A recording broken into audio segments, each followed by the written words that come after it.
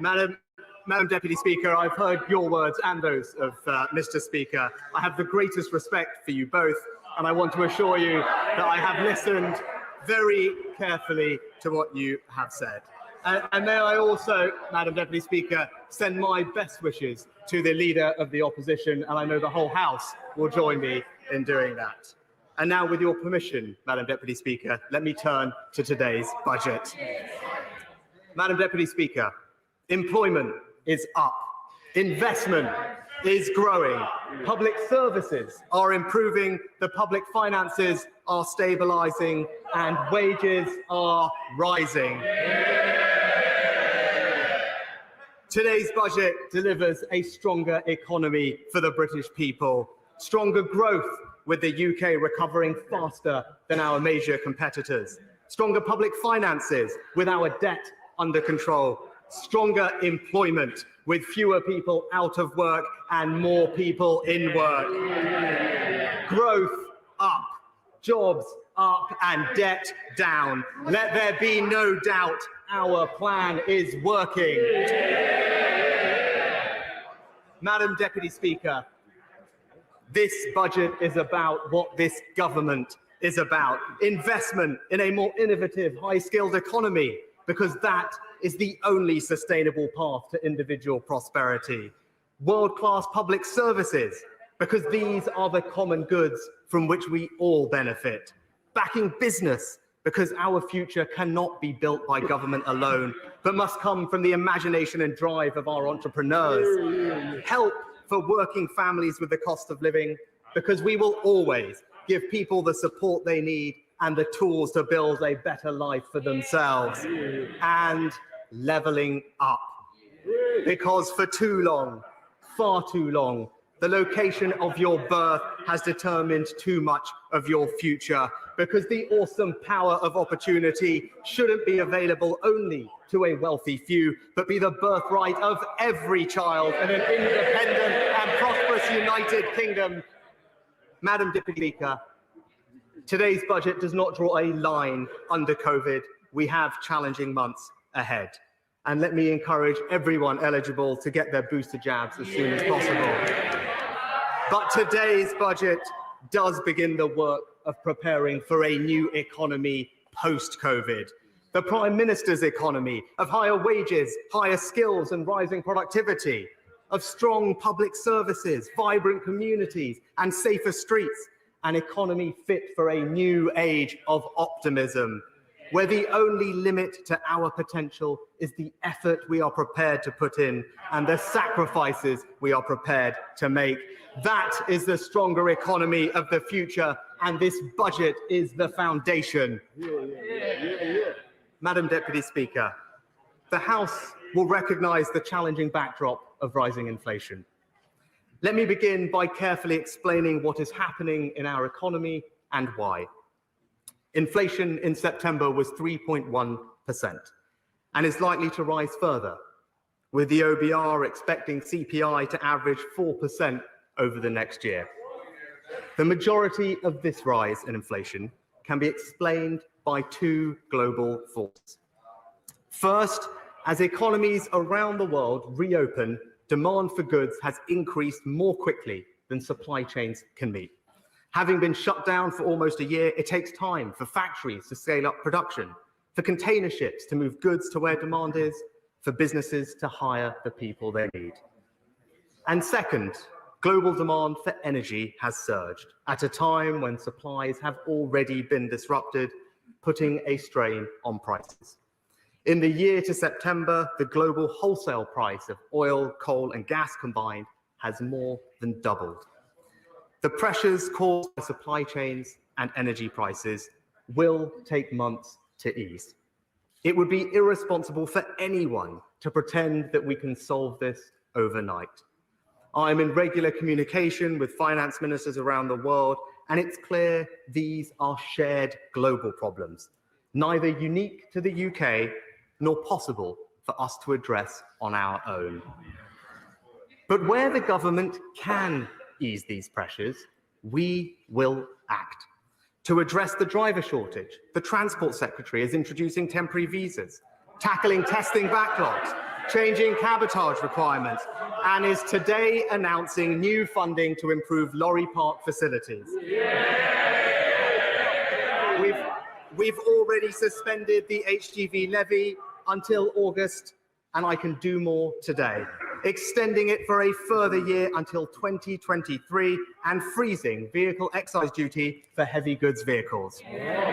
To help with the cost of living, we've introduced a new £500 million household support fund, and today's budget will support working families further. And in terms of our fiscal policy, we are going to meet our commitments on public services and capital investment, but we are going to do so keeping in mind the need to control inflation. And finally, I have written to the Governor of the Bank of England today to reaffirm their remit to achieve low and stable inflation. And people should be reassured they have a strong track record in doing so. I understand people are concerned about global inflation, but they have a government here at home ready and willing to act. And Madam Deputy Speaker, in a period of global uncertainty, you need to work hard to maintain a strong economy and be responsible with the public finances, and that is what we are doing. I'm grateful to the OBR for their work, and I'm pleased to say they now expect our recovery to be quicker. Thanks to this government's actions, they forecast the economy to return to its pre-COVID level at the turn of the year, earlier than they thought in March. Growth this year is revised up from 4 to 6.5%.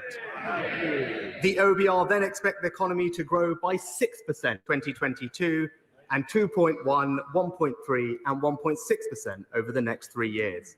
In July last year, at the height of the pandemic, unemployment was expected to peak at 12%. Today, the OBR expect unemployment to peak at just 5.2%. That means over 2 million fewer people out of work than previously feared. And wages are rising. Compared to February 2020, they have grown in real terms by almost 3.5%. And I can confirm for the House, the OBR's forecast for business investment has been revised up over the next 5 years. And because of the actions we took to support our economy, we have been more successful than previously feared in preventing the long-term economic damage of COVID. The OBR have today revised down their scarring assumption from 3% to 2%. In the depths of the worst economic crisis on record, we set out a plan for jobs, a plan that was backed by business groups and trade bodies, a plan that has helped millions of people and saved millions of jobs, a plan that the OBR have today described as remarkably successful. Madam Speaker, today's forecast confirm beyond doubt our plan for jobs is working. And Madam Deputy Speaker, disruption in the global economy highlights the importance of strong public finances. Coronavirus left us with borrowing higher than at any time since the Second World War. As the Prime Minister reminded us in his conference speech, higher borrowing today is just higher interest rates and even higher taxes tomorrow. So we need to strengthen our public finances so that when the next crisis comes, we have the fiscal space to act. Today, I am publishing a new Charter for Budget Responsibility. The Charter sets out 2 fiscal rules which will keep this government on the path of discipline and responsibility. First, underlying public sector net debt, excluding the impact of the Bank of England, must, as a percentage of GDP, be falling. Second, in normal times, the state should only borrow to invest in our future growth and prosperity. Everyday spending must be paid through taxation. Both rules must be met by the 3rd year of every forecast period, giving us the flexibility to respond to crises while credibly keeping our public finances under control. These rules are supplemented by targets to spend up to 3% of GDP on capital investment and keep welfare spending on a sustainable path. Madam Deputy Speaker, the House will be asked to vote on our Charter, giving members a simple choice: to abandon our fiscal anchor and leave our economy adrift with reckless, unfunded pledges, or to vote for what we on this side of the House know is the right course: sound public finance and a stronger economy for the British people. Madam Deputy Speaker, important as the Charter is, our credibility comes as much from what we do as what we say. So I'm pleased to tell the House that because our plan is delivering a stronger economy, and because we've taken tough but responsible decisions on public finances, the OBR report today that all our fiscal rules have been met.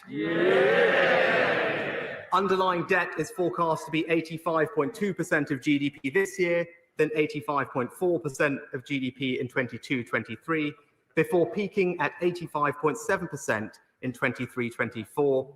It then falls in the final 3 years of the forecast from 85.1 to 83.3%. Borrowing as a percentage of GDP is forecast to fall in every single year, from 7.9% this year to 3.3% next, then 2.4, 1.7, 1.7, and 1.5% in the following years. Borrowing down, debt down, proving once again it is the Conservatives and only the Conservatives who could be trusted with taxpayers' money. Madam Deputy Speaker, I have made 4 fiscal judgments in this budget. First, we will meet our fiscal rules with a margin to protect ourselves against economic risks. That is the responsible decision at a time of increasing global economic uncertainty, when our public finances are twice as sensitive to changes in interest rates as they were before the pandemic, and 6 times as sensitive as they were before the financial crisis. Just a 1 percentage point in inflation and interest rates would cost us around £23 billion. My second judgment today is to continue supporting working families. Third, as well as helping people at home, our improving fiscal situation means we will meet our obligations to the world's poorest. I told the House that when we met our fiscal tests, we would return to spending 0.7% of our national income on overseas aid. Some people said this was a trick or a device. I told this House it was no such thing. And based on the tests I set out, today's forecasts show that we are, in fact, scheduled to return to 0.7 in 24-25 before the end of this Parliament.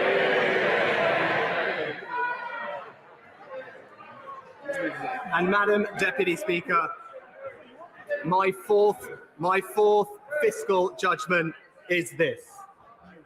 Today's budget increases total departmental spending over this Parliament by £150 billion. That's the largest increase this century, with spending growing by 3.8% a year in real terms. As a result of this spending review, and contrary to speculation, there will be a real terms rise in overall spending for every single department. And public sector net investment as a share of GDP will be at the highest sustained level for nearly half a century. If anybody still doubts it, today's budget confirms the Conservatives are the real party of public services.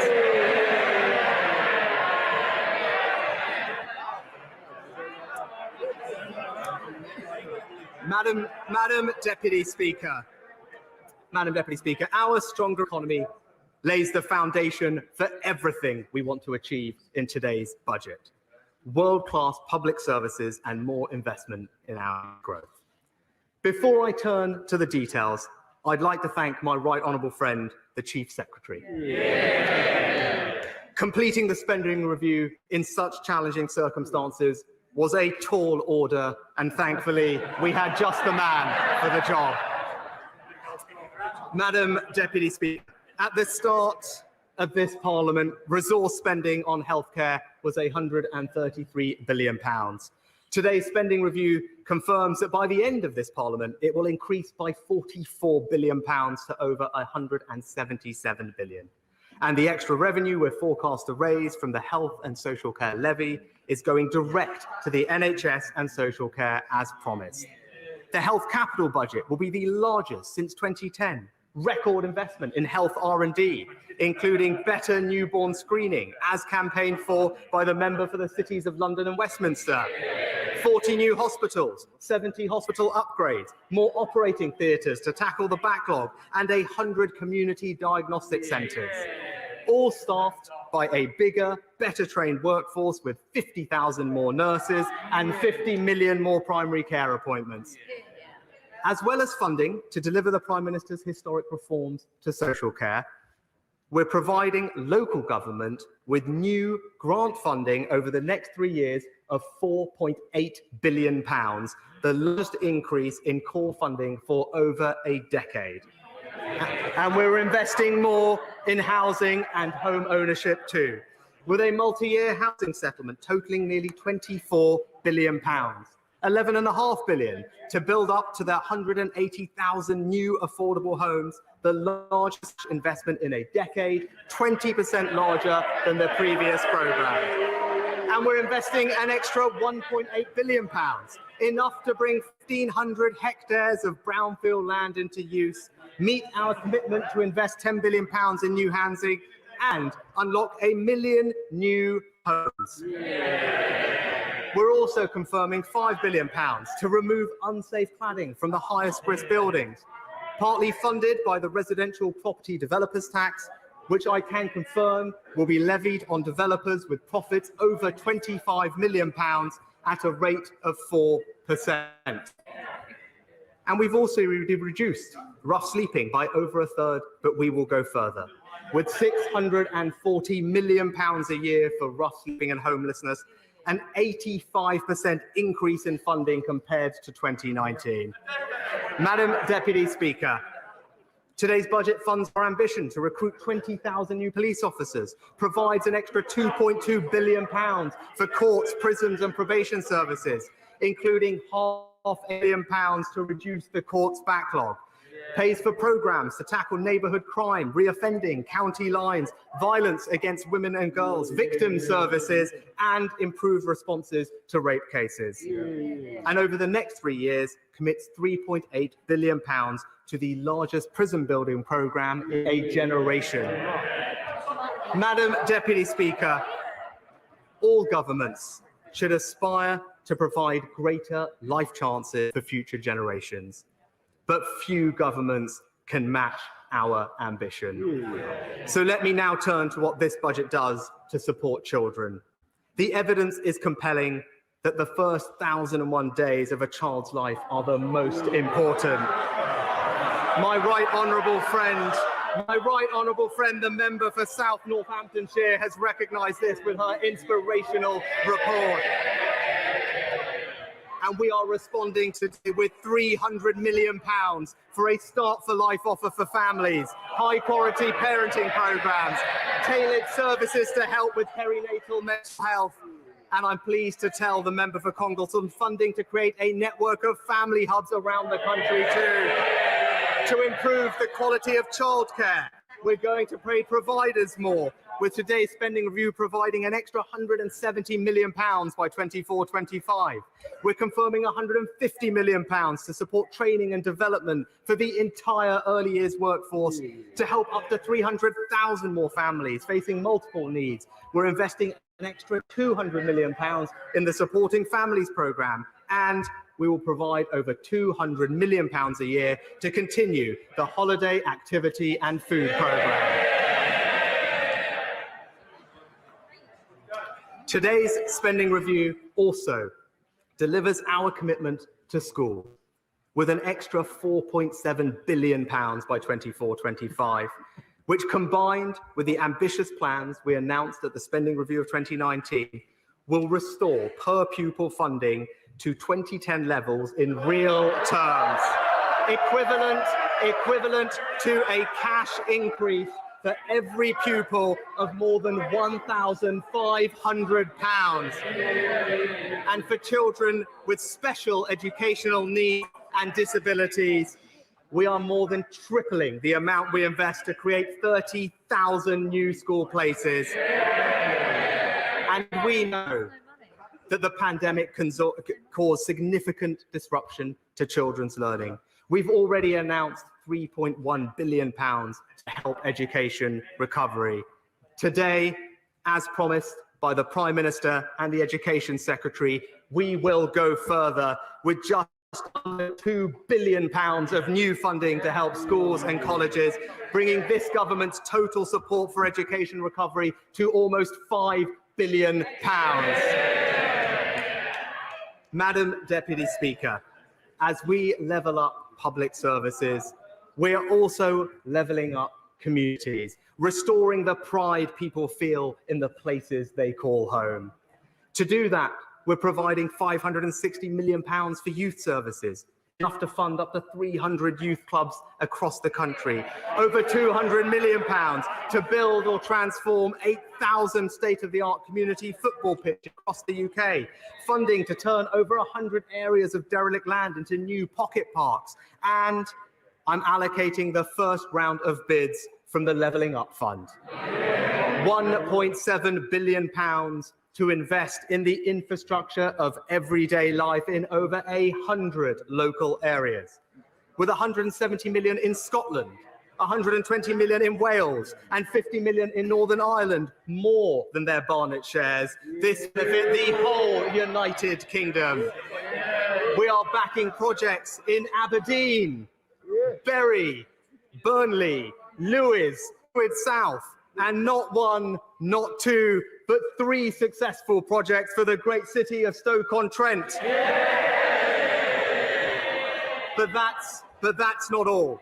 We're also going to fund projects in Ashton-under-Lyne, South Leicester, Sunderland, Doncaster, and West Leeds. Madam Deputy Speaker, we are so committed to levelling up, we are even levelling up the opposition front bench.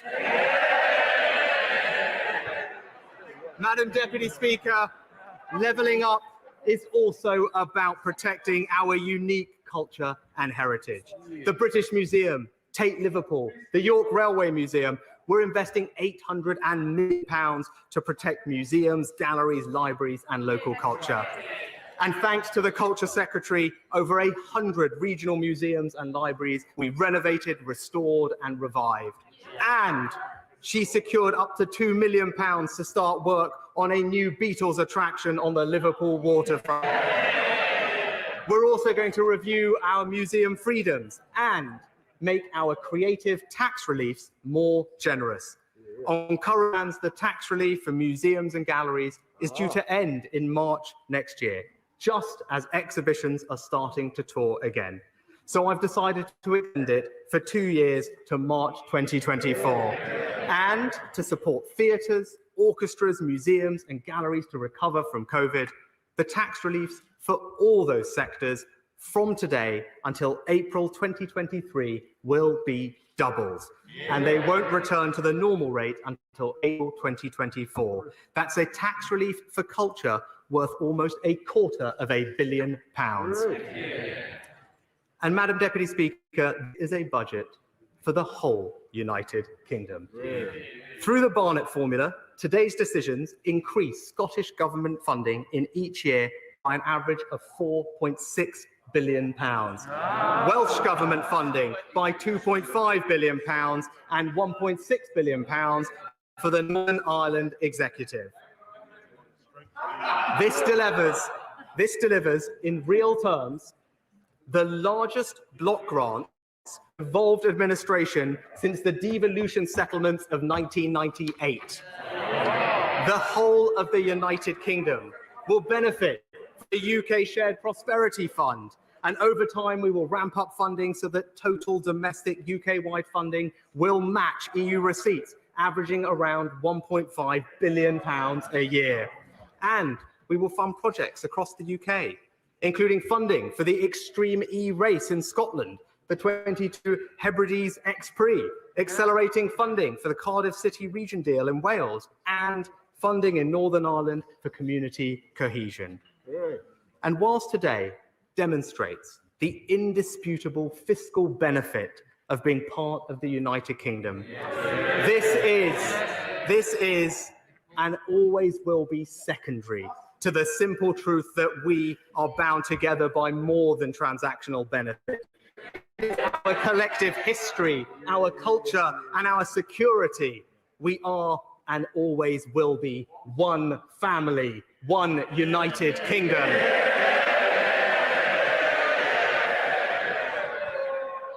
Madam Deputy Speaker, whilst today's budget delivers historically high levels of public spending, its success will be measured not by the billions we spend, but by the outcomes we achieve and the difference we make to people's lives. The budgets are set, the plans are in place, the task is clear. Now we must deliver, because this isn't the government's money, it's taxpayers' money. Madam Deputy Speaker, our stronger economy allows us to fund world-class public services, the people's priority. But over the long term, the only way to pay for higher spending is economic growth. And if we want to see higher growth, we've got to tackle the problem that's been holding back this country for far too long, our uneven economic geography. As we come out of the worst economic shock we've ever seen, we've got a choice: to retrench or to invest. This government chooses to invest in our economic infrastructure, to invest in innovation, to invest in skills, to invest in a plan for growth that builds a stronger economy for the future. That's what this budget is about, and that's what this government is about. Madam Deputy Speaker, infrastructure connects our country, drives productivity, and levels up. That's why our national infrastructure strategy invests in economic infrastructure like roads, railways, broadband and mobile, over £130 billion. To connect our towns and cities, we're investing £21 billion on roads and £46 billion on railways. Our integrated rail plan will be published soon, dramatically improving journey times between our towns and cities. And today, we're providing £5.7 billion for London-style transport settlements in Greater Manchester, the Liverpool City region, the Tees Valley, South Yorkshire, West Midlands, and the West of England. And we're helping local transport everywhere, with £2.6 billion for a long-term pipeline of over 50 local roads upgrade, over £5 billion for local roads maintenance, enough to fill 1 million more potholes a year, and funding for buses, cycling and walking, totaling more than £5 billion. The Prime Minister promised an infrastructure revolution. This budget delivers an infrastructure revolution. Madam Deputy Speaker, investment in our infrastructure is just the first step. We need to do what the people of this country have always done: invent, discover, and create the ideas and technologies that will change the world. So we will also invest more in innovation. The UK is already a world leader. With less than 1% of the world's population, we have 4 of the world's top 20 universities, 14% of the world's most impactful research, and the second most Nobel laureates. We want to go further. I can confirm we will maintain our target to increase R&D investment to £22 billion. But in order to get there and deliver on our other priorities, we'll reach the target in 26-27, spending by the end of this Parliament £20 billion a year on R&D. That's a cash increase of 50%, the fastest increase ever. And I can confirm for the House that this £20 billion is in addition to the cost of our R&D tax reliefs. Combined with those tax reliefs, total public investment in R&D is increasing from 0.7% of GDP in 2018 to 1.1% of GDP by the end of the Parliament. How does 1.1% compare internationally? Well, the latest available data shows an OECD average of just 0.7%. Germany investing 0.9%, France 1%, and the United States just 0.7%. This unprecedented funding will increase core science funding to £5.9 billion per year by 24-25, a cash increase of 37%. Meet the full cost of associating with Horizon Europe, establish the new Advanced Research and Invention Agency with £800 million by 25-26, and strengthen our focus on late-stage innovation, increasing Innovate UK's annual core budget to £1 billion, double what it was at the start of this Parliament. Madam Deputy Speaker, there's more to becoming a science superpower than just what the government spends on R&D. Our ambitious net zero strategy is also an innovation strategy, investing £30 billion to create the new green industries of the future. We've just issued our second green bond, making us the third largest issuer of sovereign green bonds anywhere in the world.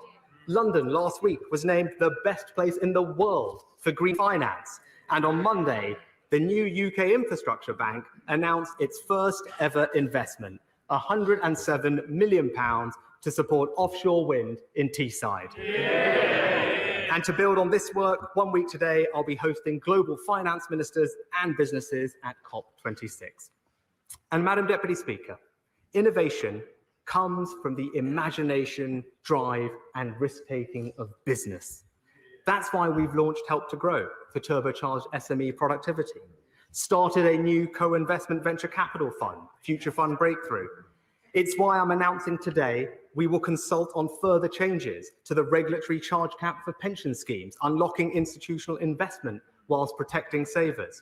It's why we're introducing a new £1.4 billion Global Britain Investment Fund, supporting transformative economic activity and our world-leading sectors like life sciences. And it's why today's budget increases the British Business Bank's regional financing programmes to £1.6 billion, expanding their coverage and helping innovative businesses get access to the finance they need across the whole United Kingdom.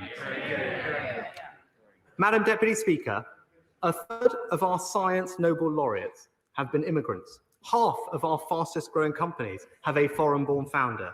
So an economy built on innovation must be open and attractive to the best and brightest minds. Thanks to our brilliant Home Secretary, today's budget confirms the eligibility criteria for our new scale-up visa, making it quicker and easier for the fast-growing businesses to bring in highly skilled individuals. And the Trade Secretary's new Global Talent Network, launching initially in the Bay Area, Boston and Bangalore, will identify, attract and relocate the best global talent in science and tech sectors, all part of our plan to make our visa system for international talent the most competitive in the world. Madam Deputy Speaker, if we want greater private sector innovation, we need to make our research and development tax reliefs fit for purpose. The latest figures show the UK has the second highest spending on R&D tax reliefs in the OECD, yet it's not working as well as it should. UK business investment in R&D is less than half the OECD average. We've reviewed the reliefs and identified two issues we are solving today. First, the reliefs need to reflect how businesses conduct research in the modern world. As many companies have called for, I'm expanding the scope of the reliefs to include cloud computing and data costs. The second problem is this. Companies claimed UK tax relief on £48 billion of R&D spending. Yet UK business investment was around half that, at just £26 billion. We are subsidising billions of pounds of R&D that isn't even happening here in the United Kingdom. That's unfair on British taxpayers, and it puts us out of step with places like Australia, Canada, Hong Kong, Singapore, Switzerland, and the USA, who have all focused their R&D tax reliefs on domestic activity. So from April 2023, we are going to do the same and incentivise greater investment here at home. So, Madam Deputy Speaker, £22 billion investment in R&D, the net zero strategy, the future fund, help to grow, more regional finance, unlocking institutional capital, a more competitive visa system, and a modernised R&D tax credits regime. Enough action to prove the hypothesis we are making this country a science and technology superpower. And Madam Speaker, as well as investing in infrastructure and innovation, there is one further part of our plan for growth that is crucial: providing a world-class education to all our people. Higher skills lead to higher regional productivity, and higher productivity leads to higher wages. With 80% of the UK's 2030 workforce already in work, our future success depends not just on the schooling we give our children, but the lifelong learning we offer to adults. We've already done a lot. Our plan for jobs invested in apprenticeships, traineeships, and the Kickstart scheme, but we need to go further. Today's budget invests in the most wide-ranging skills agenda this country has seen in decades. We are increasing skills spending over the Parliament by £3.8 billion, an increase of 42%. We're expanding T-levels, building institutes of technology, rolling out the Prime Minister's Lifetime Skills Guarantee, upgrading our FE College estate, quadrupling the number of places on skills boot camps, and significantly increasing funding for apprenticeships. We are also going to tackle a tragic fact. Millions of adults in our country have numeracy skills lower than those expected of a 9-year-old.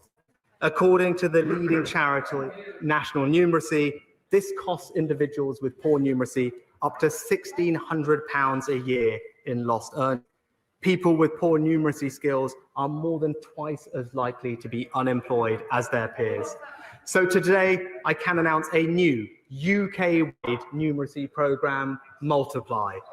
With £560 million, Multiply will improve basic math skills and help to change people's lives across the whole United Kingdom. So, Madam Deputy Speaker, we're building our infrastructure with new roads, railways, and broadband, cementing our status as a science and technology superpower, and strengthening the skills of our people, the country's greatest asset. That is a real plan for growth, and that's how this government is building a stronger economy for the British people. Madam Deputy Speaker, world-class public services are the people's priority. Investment in infrastructure, innovation, and skills will create the growth that we need to pay for them. But as Conservatives, we know that government action alone won't be enough to create a stronger economy. We want this country to be the most exciting and dynamic place in the world for business. And now that we've left the EU, we have the freedom to do things differently and deliver a simpler, fairer tax system. I want to begin with one of our smallest taxes, but a tax which plays an important role in one of our preeminent industries, shipping. Now that we've left the EU, today we start reforming our tonnage tax regime to make it simpler and more competitive. And we're also making it fairer for UK taxpayers.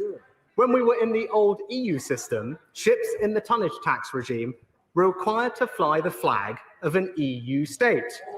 But that doesn't make sense for an independent nation, so I can announce today that our tonnage tax will, for the first time ever, reward companies for adopting the UK merchant shipping flag, the red ensign. That is entirely fitting for a country with such a proud maritime history as ours.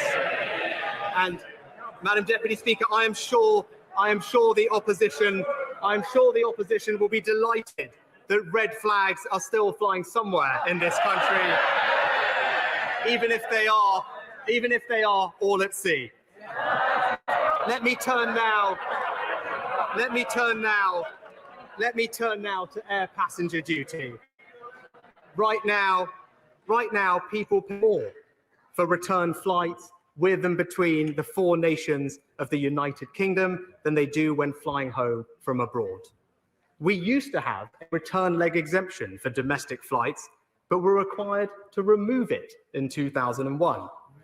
But today, I can announce that flights between airports in England, Scotland, Wales, and Northern Ireland will, from April 2023, be subject to a new, lower rate of air passenger duty. This will help cut the cost of living, with 9 million passengers seeing their duty cut by half. It will bring people together across the United Kingdom. And because they tend to have a greater proportion of domestic passengers, it is a boost to regional airports like Aberdeen, Belfast, Inverness, and Southampton. Airports are major regional employers. So to help them get through the winter, I'm also extending our support for English airports for a further 6 months. We're also making changes to reduce carbon emissions from aviation. Most emissions come from international rather than domestic aviation. So we are introducing from April 2023 a new ultra-long-haul band in air passenger duty covering flights of over 5,500 miles with an economy rate of £91. Less than 5% of passengers will pay more, but those who fly furthest will pay the most. Madam Deputy Speaker, our approach to corporate taxation strikes a responsible balance between funding public services and encouraging the investment we need for a stronger economy. At the March budget, we took the difficult but necessary decision to increase the rate of corporation tax to 25% from 2023. Still, the lowest rate in the G7 and the 5th lowest rate in the G20. Alongside, I introduced the new super deduction, the biggest business tax cut in modern British history, and extended to the end of this year the annual investment allowance at its higher level of £1 million. Now is not the time to remove tax breaks on investment. So I can confirm today that the £1 million annual investment allowance will not end in December as planned. It will be extended all the way to March 2023. I also said in March that I would review the bank surcharge within corporation tax to maintain the competitiveness of our financial services industry. We will retain a surcharge of 3%. The overall rate for corporation tax on banks will, in 2023, increase from 27% to 28% and will remain higher than the rate paid by other companies. Small challenger banks are improving banking competition, which is good for the sector and good for consumers. So to help them, I will also raise the annual allowance to £100 million. Madam Deputy Speaker, our manifesto promised to review business rates. We're publishing our conclusions today. But before I set out our plans, let me say this.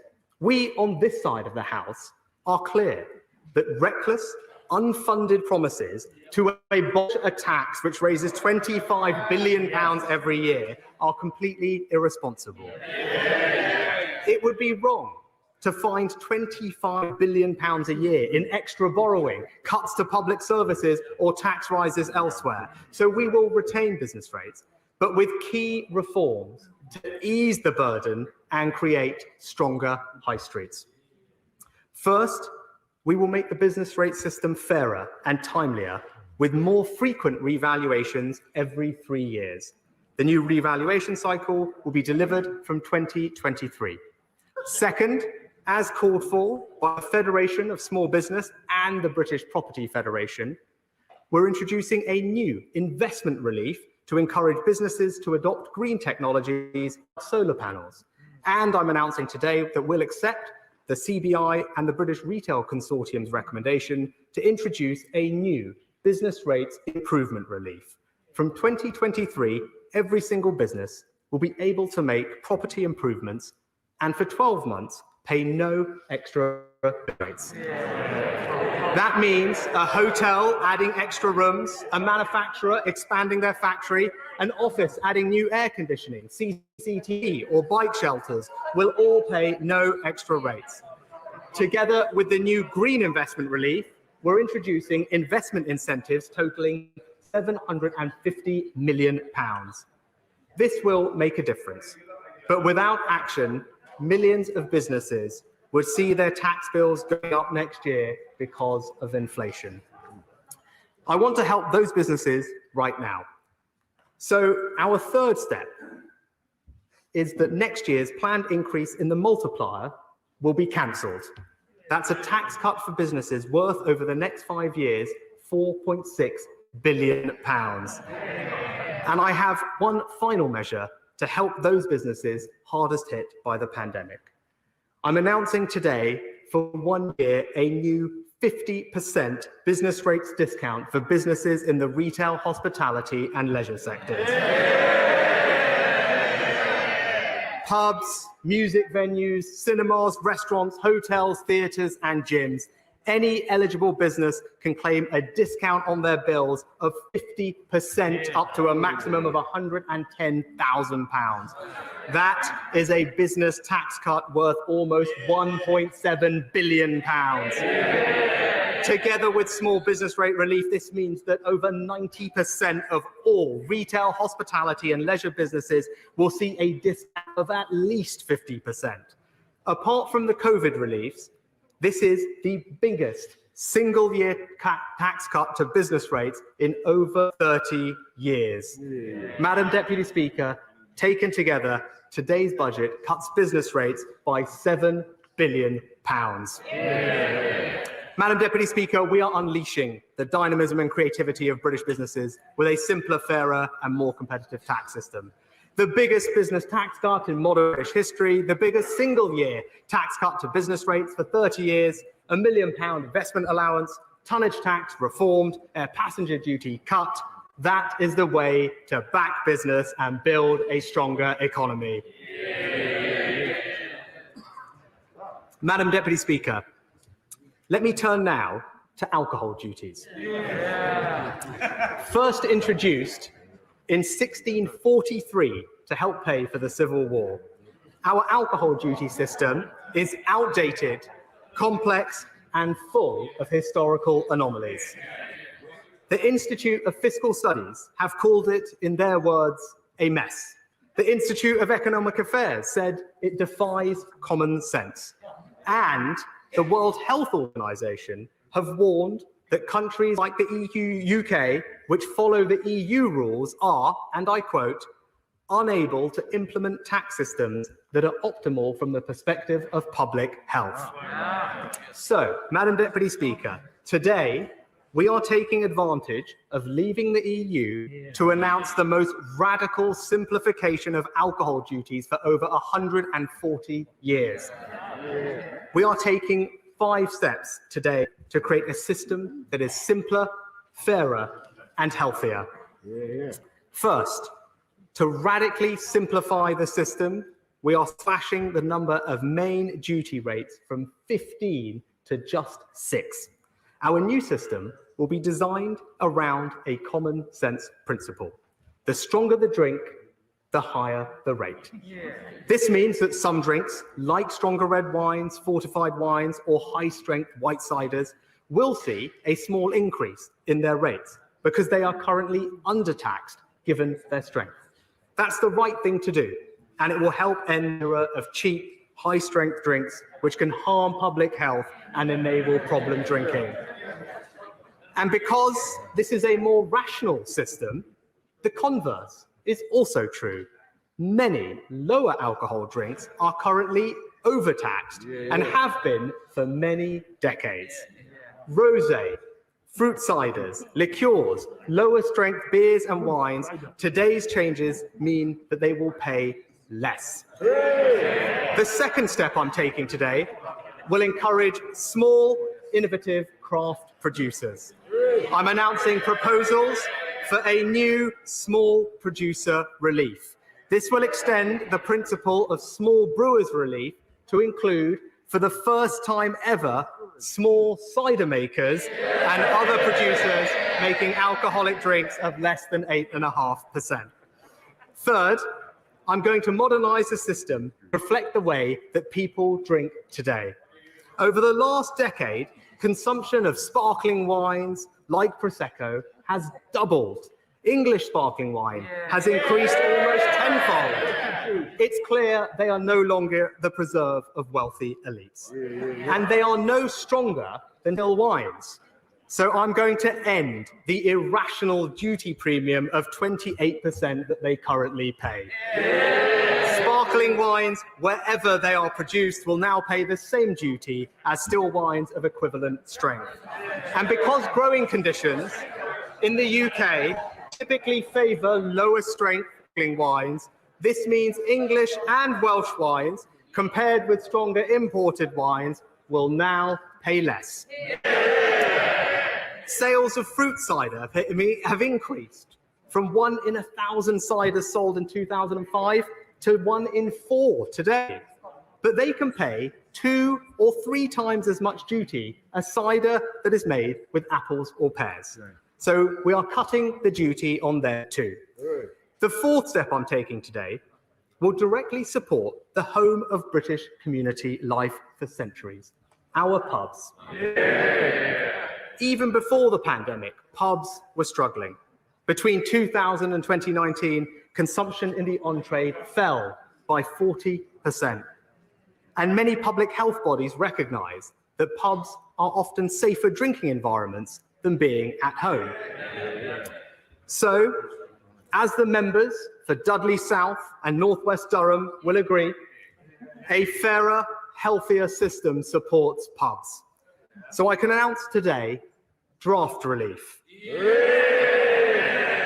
Draft relief will apply a new lower rate of duty on draft beer and cider. It will apply to drinks served from draft containers over 40 litres.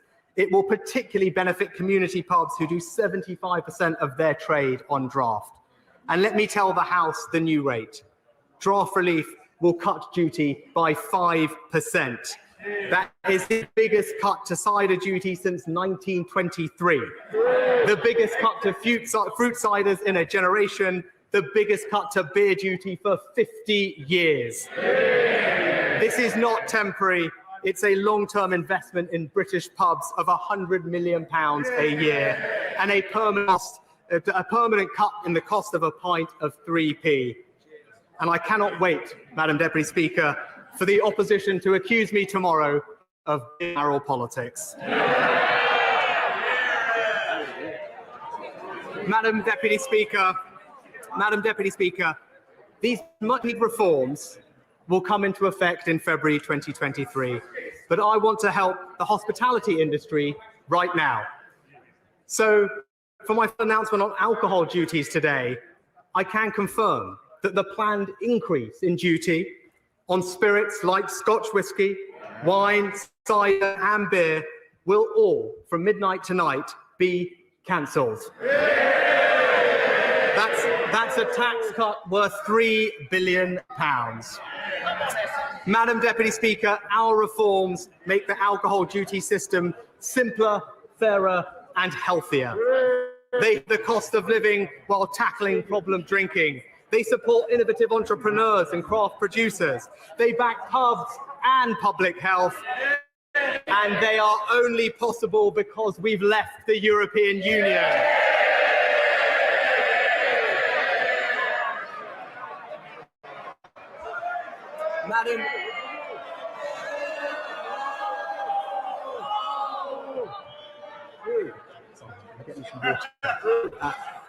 Madam Deputy Speaker, world-class public services, investment in infrastructure, innovation and skills, simpler fair taxes to support businesses and consumers, all built on the foundation of a stronger economy and responsible public finances.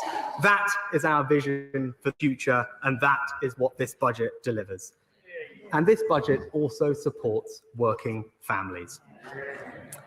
Madam Deputy Speaker, with fuel prices at the highest level in 8 years, I'm not prepared to add to the squeeze on families and small businesses.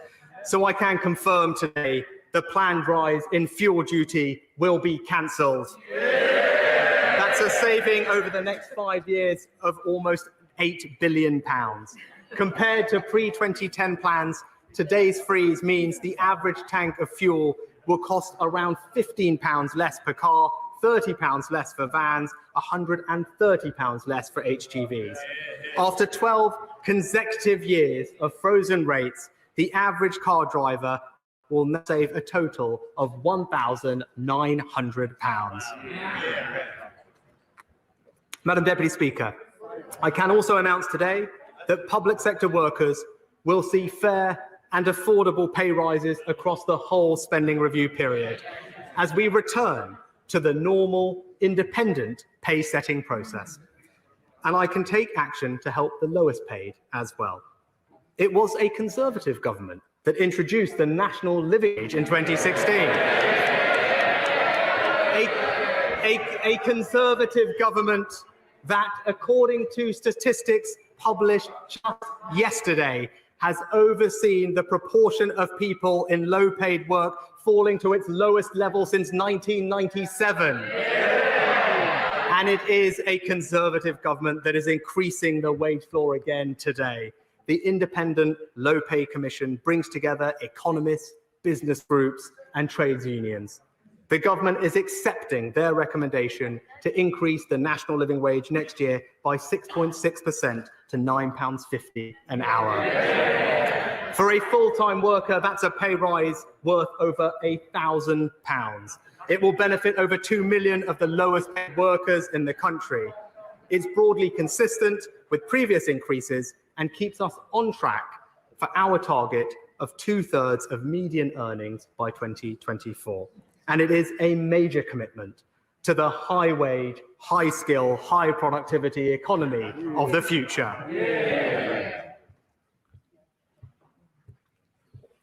Madam Deputy Speaker, as we build this stronger economy, we're doing so at the end of an extraordinary 18 months.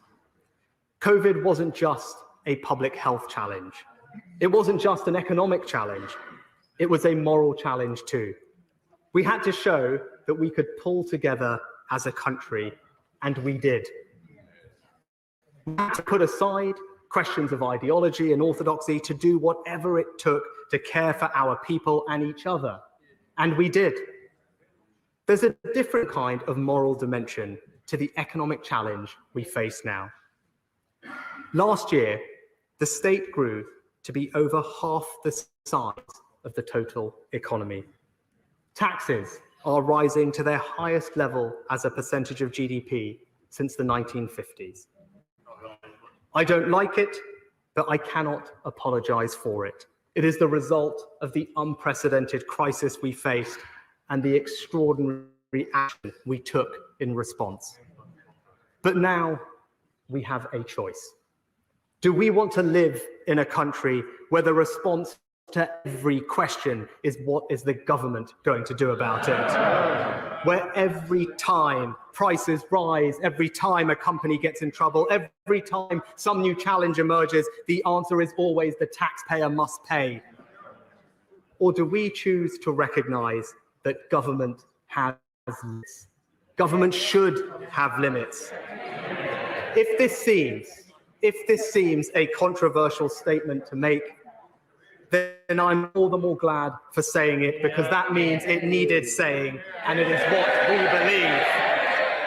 There is a reason we talk about the importance of family, community, and personal responsibility, not because these are an alternative to the market or the state. It's because they are more important than the market or the state. The moments that make life worth living aren't created by government, aren't announced by government, aren't granted by government.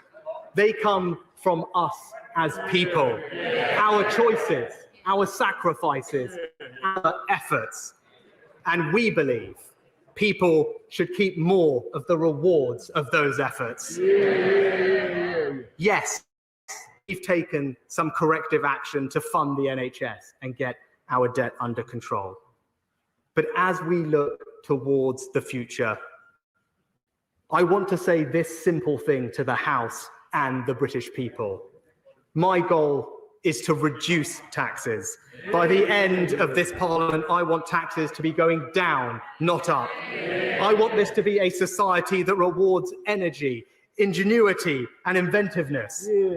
A society that rewards work. That is what we believe on this side of the House. That is my mission over the remainder of this Parliament. And the final announcement in today's budget takes a first step. Madam Deputy Speaker, for many of the lowest paid in society, there is a hidden tax on work. The universal credit taper with more support as people work more hours. The rate is currently 63%.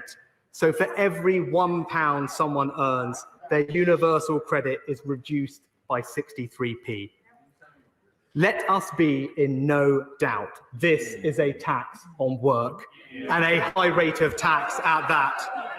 Organisations as varied as the Trades Union Congress, the Joseph Rowntree Foundation, the Resolution Foundation, the Centre for Policy Studies, and the Centre for Social Justice have all said it is too high. So, to make sure work pays and help some of the lowest income families in our country keep more of their hard-earned money, I have decided to cut this rate, not by 1%, not by 2%, but by 8%.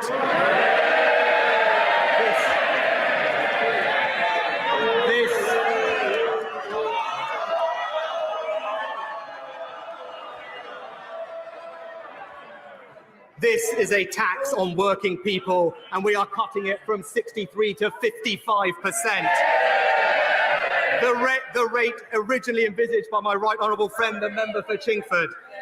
And because I'm also increasing the work allowances by £500, this is a tax cut next year worth over £2 billion. Nearly 2 million families will keep, on average, an extra £1,000 a year. Changes like this normally take effect at the start of the new tax year in April. But we want to help people now. So we will introduce this within weeks and no later than December the 1st. Let me tell the House what these changes mean. A single mother of two renting and working full-time on the national living wage will be better off by around £1,200. A couple renting a home with their two children, one working full-time, the other working part-time, will be better off every single year by £1,800. This is a £2 billion tax cut for the lowest paid workers in our country. It supports working families, it helps with the cost of living, and it rewards work. So, Madam Deputy Speaker, fuel duty cut, air passenger duty cut, alcohol duty cut, the biggest cut to business rates in 30 years. Growth up, jobs up, wages up, public finances back in a better place, more investment in infrastructure, innovation and skills, a pay rise for over 2 million people, and a £2 billion tax cut for the lowest paid. This budget helps with the cost of living. This budget levels up to a higher wage, higher skill, higher productivity economy. This budget builds a stronger economy for the British people, and I commend it to the House.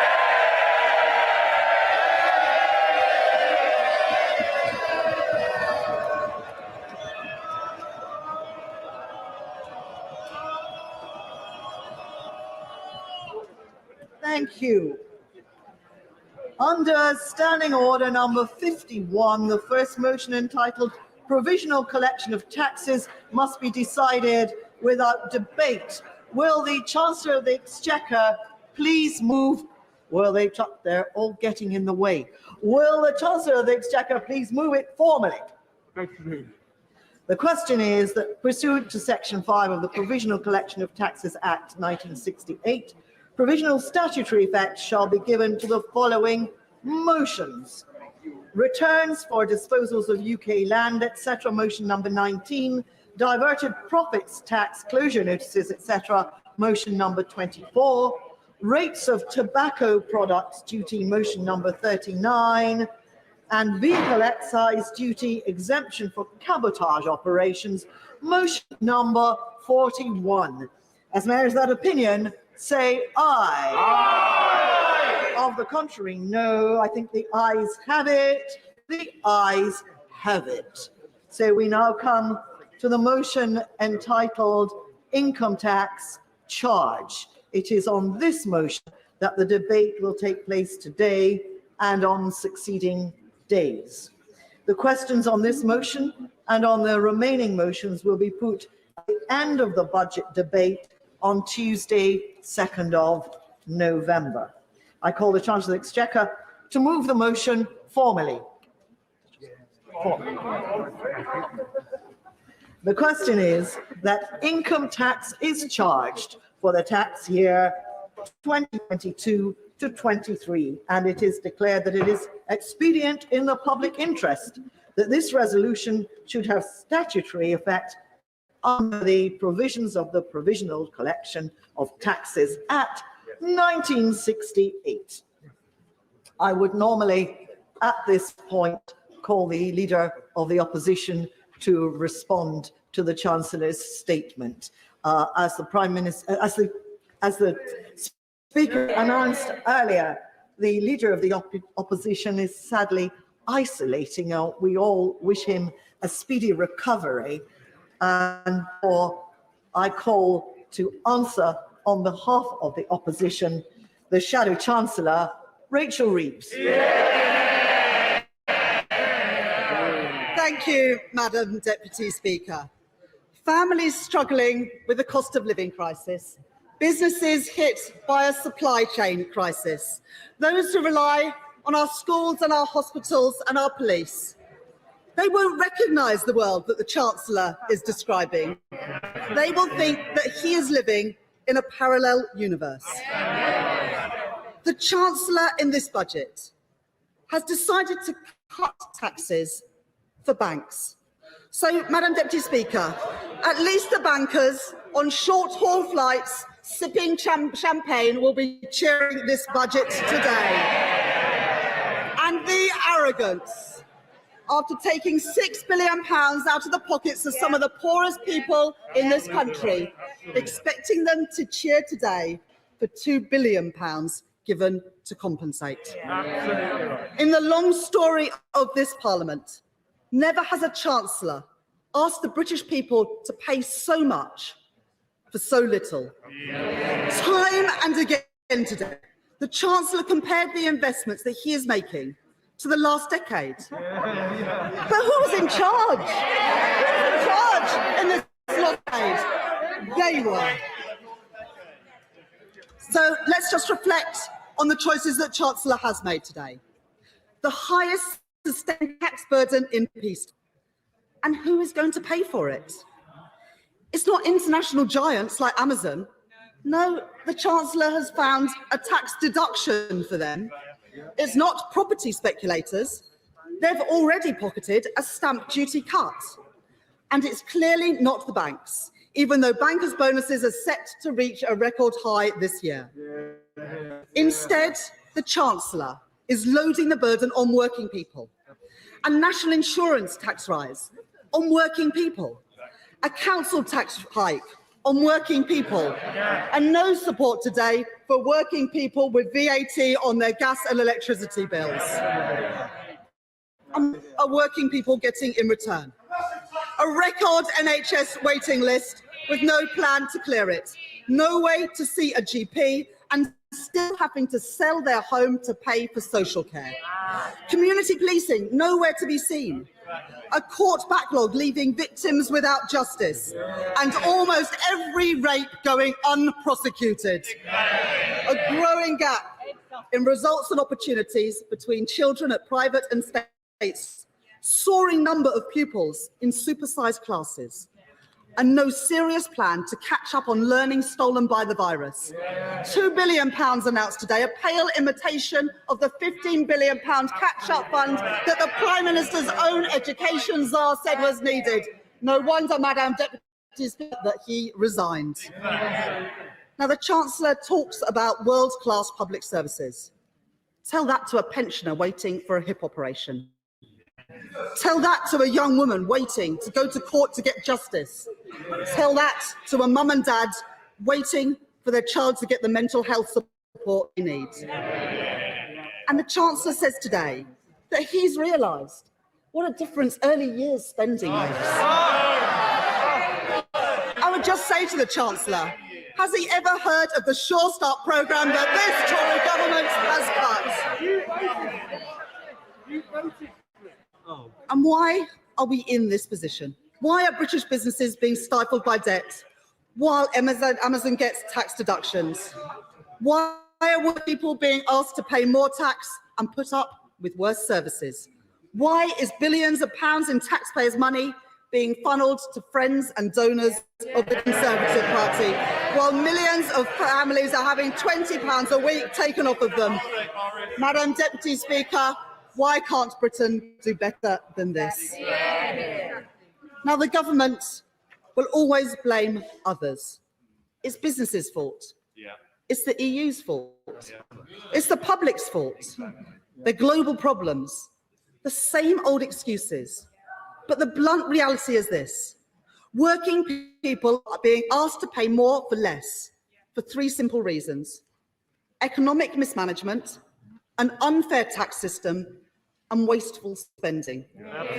Each of these problems is down to 11 years of Conservative failure. And they shake their heads, but the cuts to our public services have cut them to the bone.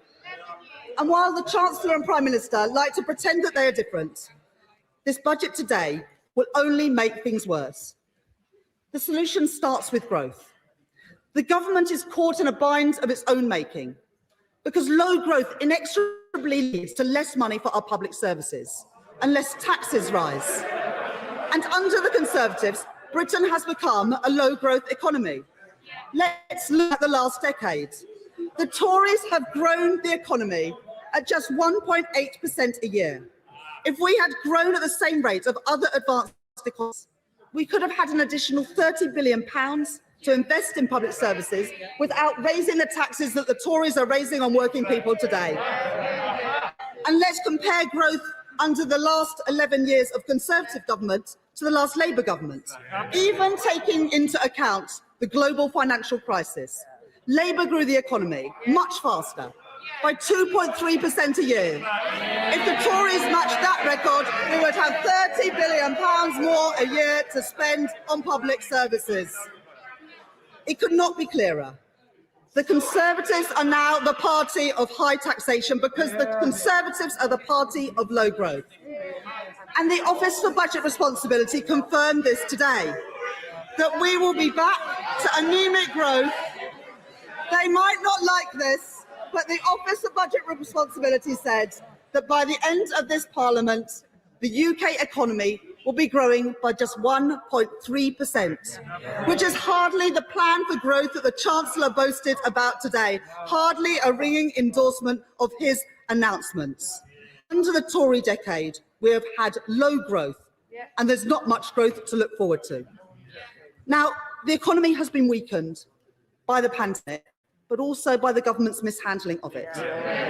Responding to the virus has been a huge challenge. Governments around the world have taken on more debt, but our situation is worse than in other countries. Worse because our economy was already fragile going into the crisis. Too much inequality, too much insecure work, too little resilience in our public services. And worse, because the Prime Minister did and delayed against scientific advice, egged on by the Chancellor, we ended up facing harsher and longer restrictions than other countries.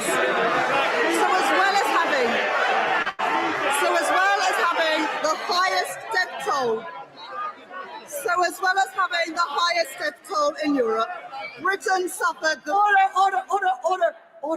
Order. We've got to be able to hear the honourable lady. Stop. Rachel Reeves. So as well as having the highest death toll in Europe, Britain has suffered the worst economic hit of any major economy. Now, the Chancellor now boasts that we are growing faster than others, but that's because we fell the furthest. And whilst the US and others have already seen their economy bounce back to levels seen before the pandemic, the UK hasn't. Our economy is set to be permanently weaker. On top of all that, the government is now lurching from crisis to crisis. People avoiding journeys because they can't fill up their petrol tank is not good for the economy.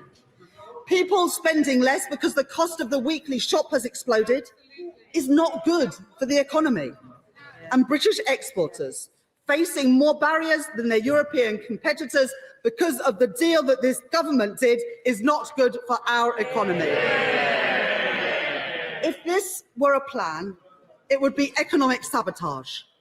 And when the Prime Minister isn't blagging that this chaos is part of his cunning plan, he says that he's not worried about inflation.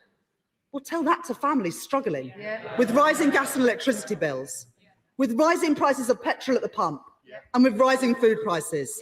He's out of touch, he's out of ideas, and he's left working people out of pocket. Madam Deputy Speaker, Conservative mismanagement has made the fiscal situation tight. And when times are tight, it's even more important to ensure that taxes are fair, that taxpayers get value for money, but this government fails on both fronts. We have a grossly unfair tax system, with a burden being heaped on working people. Successive budgets now have raised council tax, have raised income tax, and now they have raised national insurance too. But taxes on those with the broadest shoulders, those who earn their income from stocks and shares and dividends and property portfolios, have been left barely untouched. Businesses based on the high streets are the lifeblood of our communities and often the first venture for entrepreneurs. But despite what the Chancellor has said today, businesses will still be held back by punitive and unfair business rates. The government has failed to tax the online giants and watered down global efforts to create a level playing field. And just when we needed every penny of public money to make a difference, we have a government that is a byword for waste, cronyism, and vanity projects. We've had £37 billion for a test and trace system that the spending watchdog says treats taxpayers like an ATM cash machine. A yacht for ministers, a fancy paint job for the Prime Minister's plane, and a TV studio for Conservative Party broadcasts, which seems to have morphed into the world's most expensive home cinema. £3.5 billion of government contracts awarded to friends and donors of the Conservative Party. A £190 million loan to a company employing the Prime Minister's former Chief of Staff. £30 million to the former Health Secretary's pub landlord. And every single one of those cheques signed by the Chancellor. And now he comes to ordinary working people and asks them to pay more than they have been ever asked to pay before, and at the same time to put up with worse public services, all because of his economic mismanagement, his unfair tax system, and his wasteful spending. Now, of course, there are some welcome measures in the budget today, as there are in any budget. Labour welcomes the increase in the national minimum wage, but the government needs to go further and faster. If they had backed Labour's position of an immediate rise to at least £10 an hour, then a full-time worker on the national minimum wage would be in line for an extra £1,000 a year. Ending the punitive public sector pay freeze is welcome, but we know how much this Chancellor likes his smoke and mirrors. So we'll be checking the books to make sure that the money is there for a real terms pay rise. Labour also welcomes the government's decision to reduce the universal credit taper rate, as we have consistently called for. But the system has got so out of whack that even after this reduction, working people on universal credit still face a higher marginal tax rate than the Prime Minister. And those unable to work through no fault of their own still face losing over £1,000 a year. And for families who go out to work every day but don't get government benefits on an average wage, who have to fill up their car with petrol to get to work, who do that weekly shop, and who see their gas and electricity prices go up, this budget today does absolutely nothing for them. We have a cost of living crisis. The government has no coherent plan for families cope with rising energy prices. And whilst we welcome the action taken today on universal credit, millions will still struggle to pay the bills this winter. The government has done nothing to help people with their gas and electricity bills with that cut in VAT receipts, as Labour has called for. A cut that is possible because we are outside the European Union and could be funded by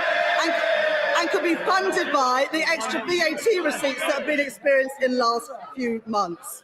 Working people are left out in the cold while the government hammers them with tax rises. Now, national insurance is a regressive tax on working people. It is a tax on jobs. Under the Chancellor's plans, a landlord renting out dozens of properties won't pay a penny more in tax, but their tenants in work will face tax rises of hundreds of pounds a year.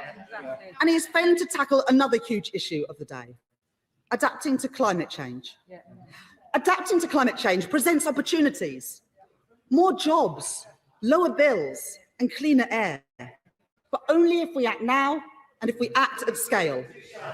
According to the Office for Budget Responsibility, failure to act will mean public sector debt is later to nearly 300% of GDP. The only way to be a prudent and responsible Chancellor is to be a green Chancellor. To invest in the transition to a zero carbon economy and give British businesses a head start in the industries of the future. But with no mention of climate in his conference speech, and the most passing of references today, we are burdened with a Chancellor unwilling to meet the scale of the challenges we face. Homeowners are left to face costs of insulation on their own. Industries like steel and hydrogen are in a global race, but without the support that they need. And the Chancellor today has promoted domestic flights over high-speed rail in the week before COP26. And it is because of this, Chancellor, that in this very week that we try and persuade other countries to reduce their emissions. This government can't even confirm that it will meet its 2035 climate reduction target. Madam Deputy Speaker, everywhere working people look at the moment, they see prices going up and they see shortages on the shelves. But this budget did nothing to address their fears. Household budgets are being stretched thinner than ever. But this budget did nothing to deal with the spiralling cost of living. It is a shocking missed opportunity by a government that is completely out of touch. There is an alternative.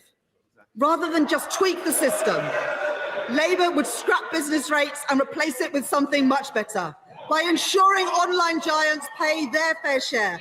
That's what being pro-business looks like. We wouldn't put up national insurance for working people. We would ensure that the broadest shoulders pay their fair share. That's what being on the side of working people looks like. We'd end the £1.7 billion subsidy that the government gives to private schools and put it straight into our local state schools. That's what being on the side of working families looks like. And we deliver a climate investment pledge, £28 billion every year for the rest of this decade. That's gigafactories to build batteries for electric vehicles. That's a thriving hydrogen industry, creating jobs in all parts of our country, and retrofitting so that we keep homes warm and get our energy bills down. That's what real action on climate change looks like. This country deserves better, but they'll never get it under this Chancellor, who gives with one hand but takes so much more with the other. The truth is this: what you get with these two is a classic con game. It's like one of those pickpocketing operations that you see in crowded places. The Prime Minister is the front man, distracting people with his wild promises. All the while, the Chancellor dips his hand in their pockets. It all seems like fun and games until you walk away and find that your purse has been lifted. But people are getting wise to them. Every month they feel the pinch. They're tired of the smoke and mirrors. They're tired of the bluster, of the false dawns, of the promises of jam tomorrow. Labour would put working people first, would use the power of government and the skill of business to ensure that the next generation of quality jobs are created right here in Britain. We'd tax fairly, spend wisely, and after a decade of faltering growth, we'd get the Britain's economy firing on all cylinders. That is what a Labour budget would have done today.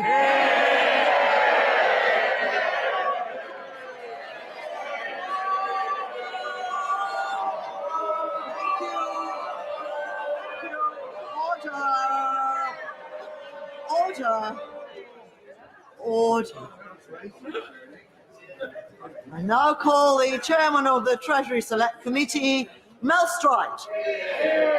Thank you, Madam Deputy Speaker. And may I rise to broadly welcome this budget. It is the first budget that my right honourable friend has delivered in what we might call the second phase of this crisis. The first having been from the sharp contraction in the size of the economy through to the recovery, during which period my right honourable friend, I think it's fair to say, did some... One moment, the Honourable Gentleman, just one moment. It's too noisy down here now. It's not fair. The Honourable Gentleman has to be heard too. Mel Stride. I was just saying, Madam Deputy Speaker, that in the first phase of this crisis, between the huge contraction in the size of the economy to the recovery that we're now seeing, I think it's fair to say that my right honourable friend did a pretty remarkable job to support the jobs market and to support jobs. Not without criticism, incidentally, from my committee, but overall a remarkable job. He now has an even tougher job as he looks forward to the future, having to now deliver on sustainable economic growth, making sure that the public finances are on a sustainable trajectory, as well as meeting all those other objectives the government rightly has around levelling up and net zero and so on. I'll give him way briefly to my honourable friend. I thank my friend for giving way, and he mentioned levelling up. And would he not agree that this is a real workers' budget? And actually, the funds for skills and schools will transform the prospects of our young people and our adults and let them climb the ladder of opportunity to get skill, security, prosperity, and jobs for the future. I think my honourable friend is absolutely right about skills, and he, of course, through his committee, has done so much to promote that agenda, and I will come on to that momentarily. But the background, Madam Deputy Speaker, is extremely tough. Whilst the Chancellor is absolutely right to point out that the deficit is falling, it is nonetheless very highly elevated compared to historic measures. The debt, in financial terms at least, is at a record level of £2.2 billion, and we have the headwinds to the economy of supply chain bottlenecks and the mismatch between demand and supply that we're seeing parts of the labour force. However, there are reasons to be cheerful, Madam Deputy Speaker. They have been outlined by my right honourable friend, and they are the OBR's revised forecasts showing that growth is much stronger this year. I think the Chancellor suggested 6.5 compared to the March forecast of just 4%, and the scarring downgrade from 3% to 2%, which by my calculation is probably worth about 10 billion or thereabouts per year, is a very significant achievement. And all of that has been achieved through the hard work of the last 18 months to 2 years. And I don't think we should take that away from my right honourable friend. It has left him with some breathing space. And he recognises that there are many challenges facing the economy and uncertainties going forward. And I think a big test as we unpack this budget will be what has he done with that additional headroom. And not surprisingly, he has spent quite a lot of it.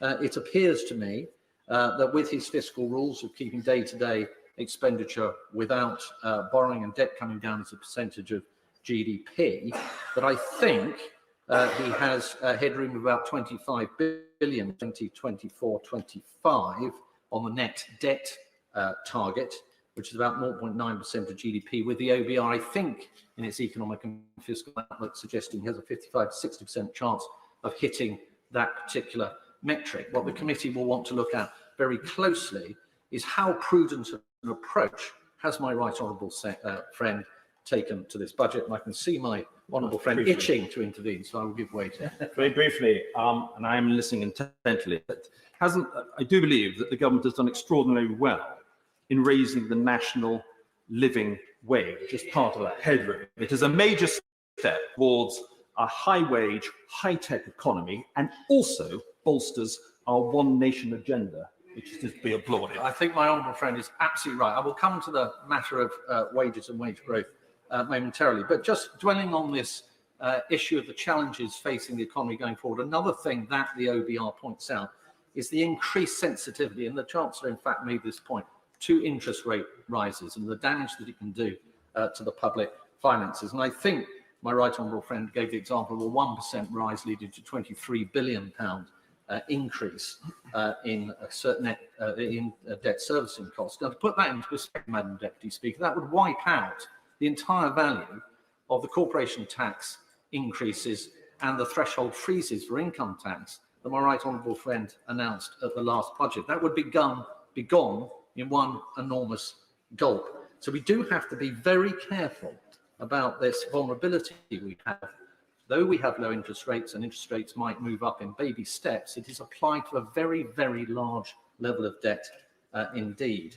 And I wanted to just touch on inflation, and I'm pleased that my right honourable friend spent quite a lot of time on this in his speech, and its impact on interest rates. We've already seen the MPC beginning to divide on the issue as to whether rates should go up, and there's an expectation now, certainly in the markets, that rates will start to increase. We're seeing 10-year gilts coming up in recent times, and it's possible that QE, maybe passively initially, may start to unwind when we reach a certain trigger level of interest rates as well.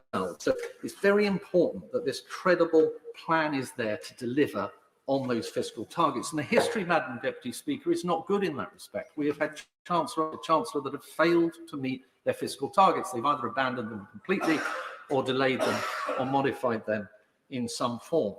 And whilst it may be the case, depending on what happens to demand in the economy relative to supply going forward, that there may be a case for fiscal stimulus even further down the line. And I think of the removal of the UC uplist, the energy price increases, the labour market demand-supply mismatches, and the rising taxes, etc., offer demand out of the economy. Nonetheless, that set to one side, the default position of the Chancellor must be to stick to those targets and to resist the huge cacophony of demands that there will be going forward for more and more expenditure, particularly that day-to-day expenditure that he is rightly targeting in his fiscal rule. Now, some of these demands may end up being necessary. If we don't get back to the kind of pattern of demand for public transport that we had before we locked down, it is conceivable that further subsidy will need to go into the public transport sector. There will be other areas, like the health service, that may have additional demands. But I would point out to my right friend, and I know he more than most knows this, that the take of public expenditure taken by the NHS has risen in the last 10 years from 32% to 42% over that period. So he must get very good at saying no to ministers when it's necessary to do so, and to tell them to go back to their departments and work harder given. A lesson for all of us, incidentally, Madam Deputy Speaker, particularly on this side of the House. And if we fail in this endeavour, Madam Deputy Speaker, and inflation takes off and interest rates go up through the roof, and the cost of servicing our debt becomes ruinous, and international markets lose faith in our economy, we will be back broadly where we were in 1992 when we had Black Wednesday. And members on this side of the House will remember the long, hard lesson of that, but it took us a generation to re-establish our ability to be able to look the electorate in the eye and say we have fiscally a responsible government. There were some announcements on tax, and can I firstly say that I think the drop in the surcharge on the bank surcharge is absolute right thing to do. When you're putting corporation tax rates up to 25% from 19, it would be absurd to cripple our financial institutions with uncompetitive international tax rates. But I was particularly delighted by the shift in the taper rate from 63% to 55%. That is going to help countless low-paid families earn more, keep more of their money, and encourage more people into work. I remember when I was a Minister at the Treasury, Madam Deputy Speaker, we endlessly looked, and I pushed really hard on this, and I know how expensive, and I think it was £2 billion a year, that my right honourable friend suggested, it is to do that. And I take my hat off to him for having grasped that particular nettle. He is right also to set out an aspiration of getting taxes down before the end of this Parliament. It is the same pattern actually as occurred under Lady Thatcher, and there are many references to her when we talk about tax. In the early years of the Thatcher government, the tax burden rose quite strongly, and it was then my right honourable friend's hero, I think, Lord Lawson, who was able to bring those tax rates down. And let's hope that my right honourable friend is in a position to emulate that in due course. Can I just turn briefly to inflation, because I think this is right at the core of what is happening now within the economy. The threat to the public finances through inflation cannot be understated.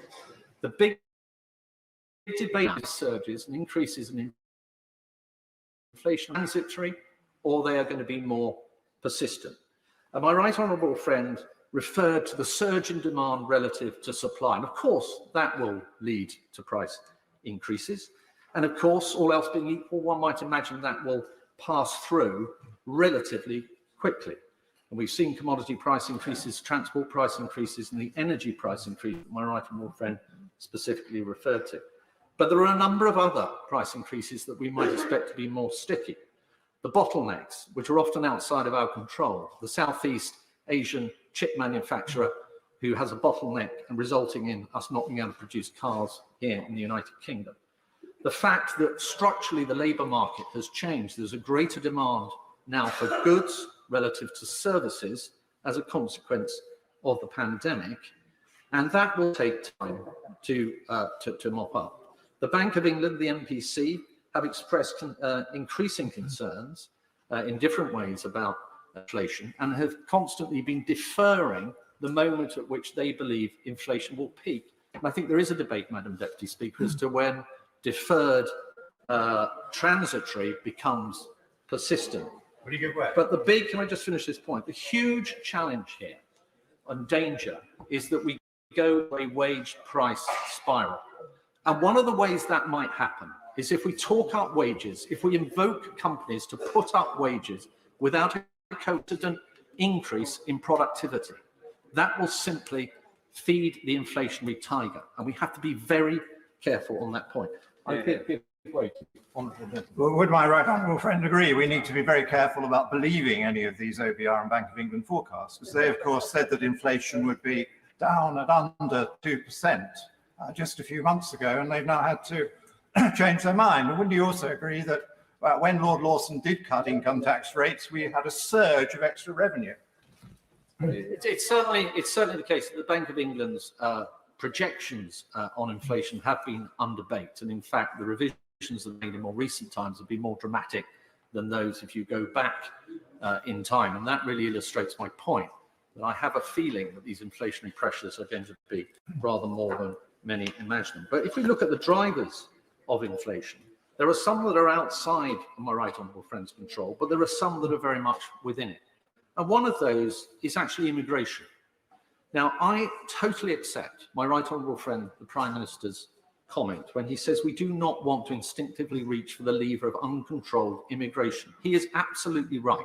This country left the EU to get control of our immigration. However, what we mustn't do is avoid pulling the lever that says where in the shorter term there are real genuine pinch points in the labour market, whereby if we don't act and bring skills in if necessary, we will simply encumber those businesses in a way that may mean many of them may go out of business, and we replace them simply with imports, which in themselves can also be inflationary. The other area is skills, and I was really pleased. This comes to the chair of the Treasury, of the Education Select Committee's point, the importance of skills and the announcement that my right honourable friend had to make about post-16 T levels, life lifelong learning. All of those different announcements he made today, I think, are absolutely vital to repurposing the workforce to get the challenges of the future sorted. In the longer term, there's a huge opportunity for us in this country. We are a world leader in life sciences and fintech and financial services, digital sector. We have opportunities in AI and robotics, in genetics. But if we are going to grasp those opportunities, we have to get up the level of business investment. And I think my right honourable friend referred to that increasing through time, which may be true, but it's still quite a long way below where it ought to be, and historically that's the case. So the super deduction, a very important move that the Chancellor has already made, the extension of the annual investment allowance to 2023, very welcome. But I do think we need to look maybe even deeper at how, beyond the point of the end of the super deduction, we continue to see business investment rise.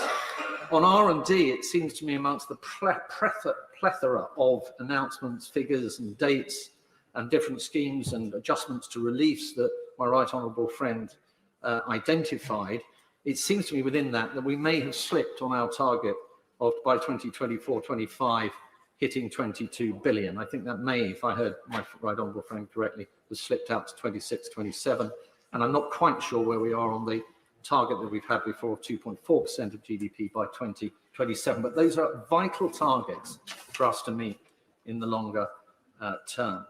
And the final point I would make, Madam Deputy Speaker, is there must be an overarching examination here of this recovery being balanced. Those that were hit hardest by the pandemic have been the poorest in our society. They were much more likely to be impacted by lockdown and a loss of income, and young people. So my committee will be looking very closely at all the issues that I have raised, including the last point that I have made. But can I once again welcome this budget? The Chancellor has been in a very difficult position. I think he's put forward a very positive set of proposals today.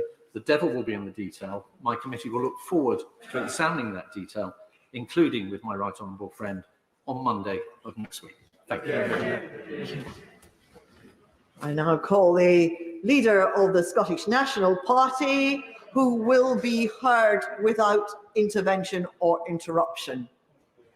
Ian Blackford. Thank you, Madam Deputy Speaker. I think we're used to the Prime Minister perhaps being fast and loose with facts, making things up as he goes along. But I have to say, I think better of the Chancellor, and I have to gently say to him that if he thinks that he's going to cut air passenger duty for Inverness and the Highlands and Islands, then he's wrong, because there is no air passenger duty in Inverness. And one would have thought if he's going to make announcements, he would have checked his facts before he makes them. But perhaps, Madam Deputy Speaker, more fundamentally, COP26 kicks off this weekend.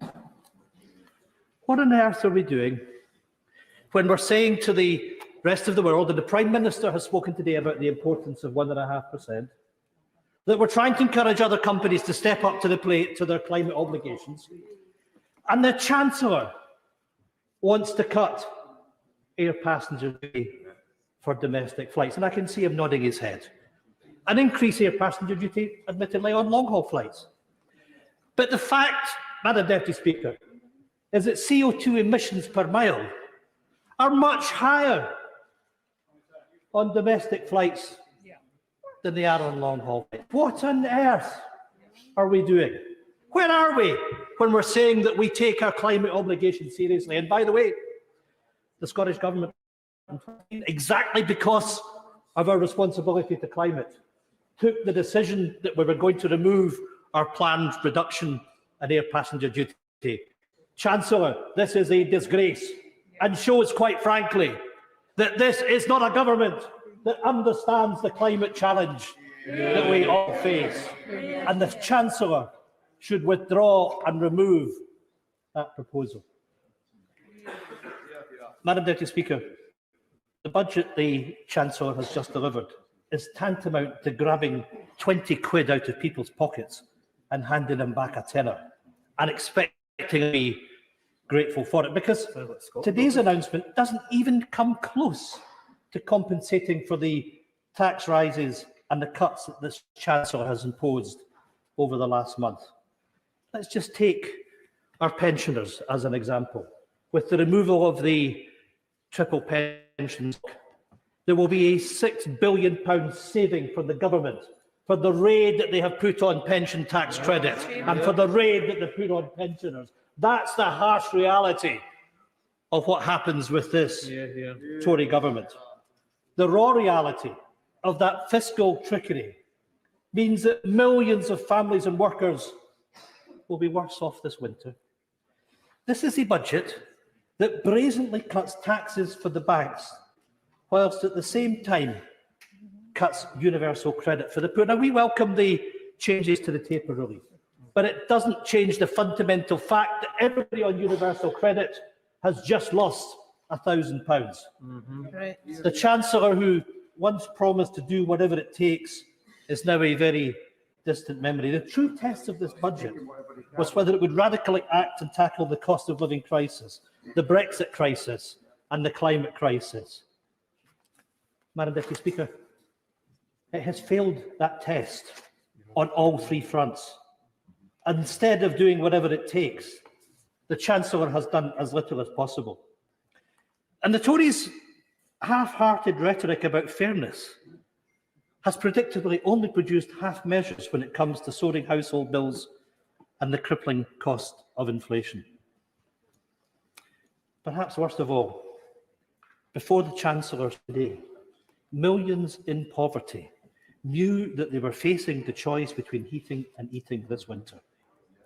And the ultimate failure of this budget is that when the Chancellor sat down, those millions of people are still left with that terrible choice. Madam Deputy Speaker, once the full details of today's announcement sink in, I think that the Tory cheers for their Chancellor will quickly fall silent. And we can already sense that discontent growing from government backbenchers in the red wall seats. Because another hidden truth of this budget is that it only promises capital spending tomorrow, but delivers austerity today. The Chancellor is living in the naive hope that the public will somehow have forgotten what his government have hit them with over the last few weeks. He came in today and bragged about his government's generosity.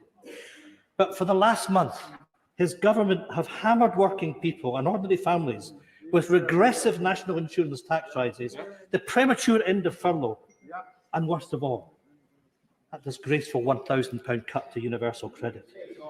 I'm sorry to break it to the Chancellor, but the public have far from forgotten. They know that the political choices this government has made, and they know the choices that have made them poorer.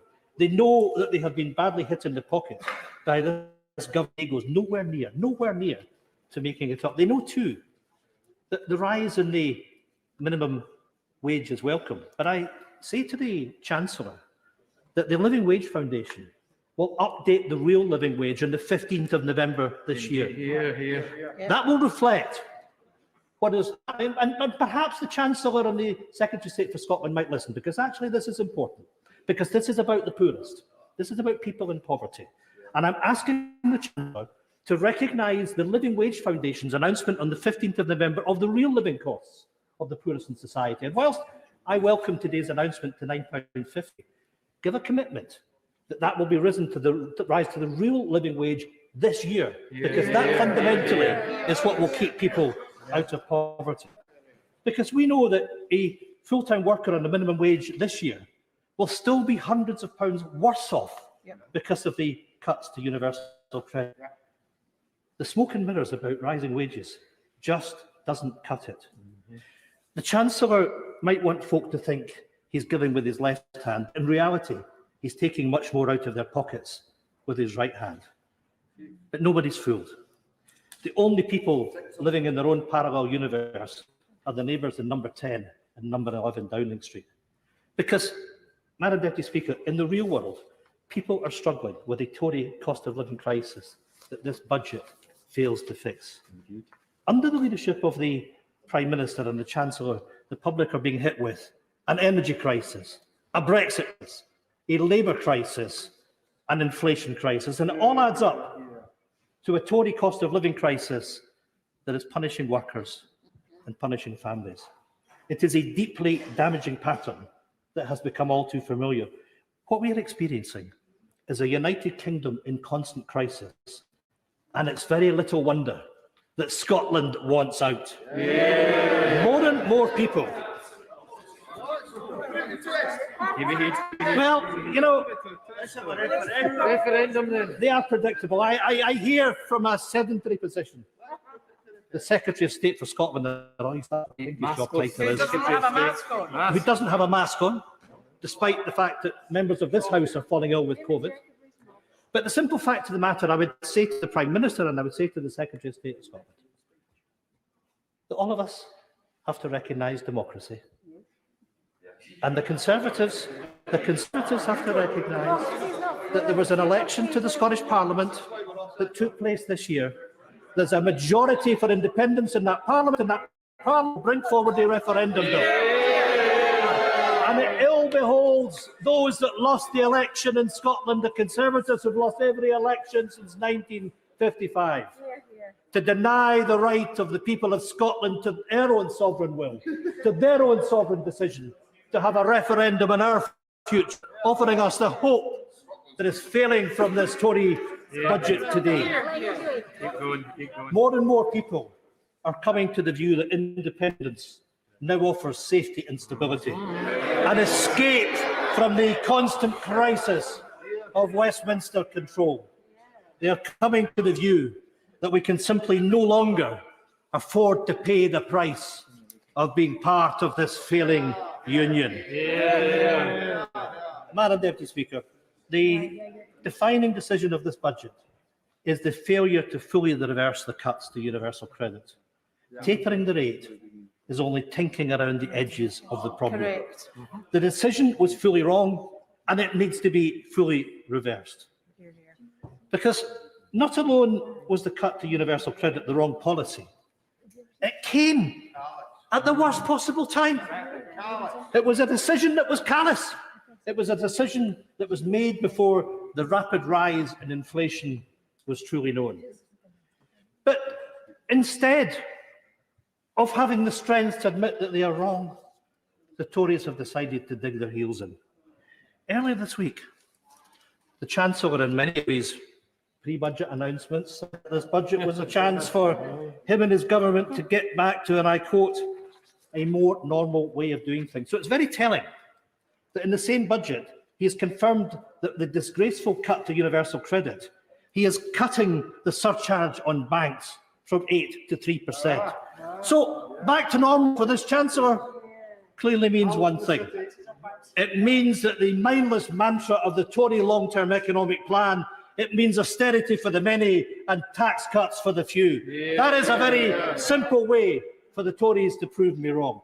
Do the right thing and reverse the cut to universal credit and put the £1,000 back into the pockets of those that desperately need it. And while they are at it, Madam Deputy Speaker, remove the benefit cap, the two-child limit, the rate clause, the sanctions regime, the 5-week wait, and finally, introduce statutory sick pay at the real living wage. As well as introducing these permanent measures, specifically and targeted measures are needed to help with energy prices for the winter ahead.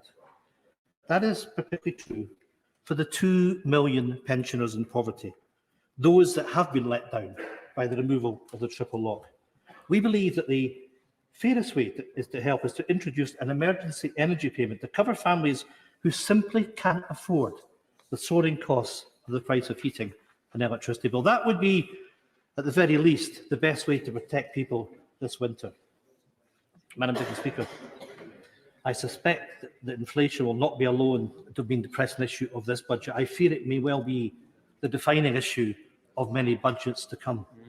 The Bank of England's new chief economist has warned that inflation could soon hit 5%.